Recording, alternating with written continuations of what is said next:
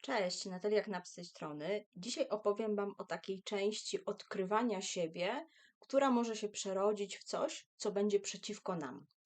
Im więcej w zeszłym roku o spektrum autyzmu czytałam, tym bardziej autystyczna byłam. Był taki moment, kiedy ja już czułam, że to powinna być ostatnia książka. Był taki moment, kiedy ja już wiedziałam, że to przestaje pracować dla mnie, że ja już nie zyskuję wiedzy na swój temat, ale zaczynam się tą wiedzą biczować. I to jest podstawowa rzecz, o której warto zapamiętać, że owszem, czytajmy i dowiadujmy się, ale do pewnego momentu, do tego momentu, kiedy po prostu nie wiemy pewnych rzeczy i potrzebujemy tą wiedzę sobie uporządkować, ale już nie doczytujmy i nie próbujmy doszukiwać się czegoś w kolejnej książce i w kolejnej książce i w kolejnej książce. Raz, że bardzo często w tych książkach jest to samo, a dwa, że wywołamy dokładnie odwrotny efekt.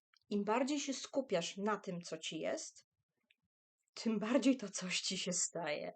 Tym bardziej stajesz się tym. A to poznawanie spektrum autyzmu nie jest o tym. Poznawanie spektrum autyzmu jest o tym, żebyś wiedział, które obszary pracują na Twoją korzyść, które obszary są Twoją magią, a które obszary wymagają od Ciebie wzięcia odpowiedzialności za nie, zadbania o siebie, kochania siebie bardziej, bycie życzliwszym dla siebie jeszcze bardziej i bycie jeszcze bardziej czułym. I tylko o tym jest etap poznawanie mojego spektrum.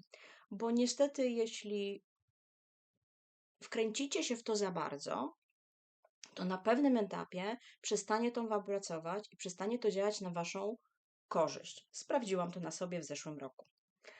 Więc to jest pierwsza rzecz, o której warto pamiętać. Druga rzecz, jeśli doczytujesz na temat swojego dziecka, które ma podejrzenie bycia w spektrum lub jest w spektrum, pamiętaj o tym, że też czytaj do pewnego momentu i proszę cię, nie szukaj z lupą każdego objawu, które to twoje dziecko może mieć, bo mogę ci gwarantować, że ten objaw znajdziesz.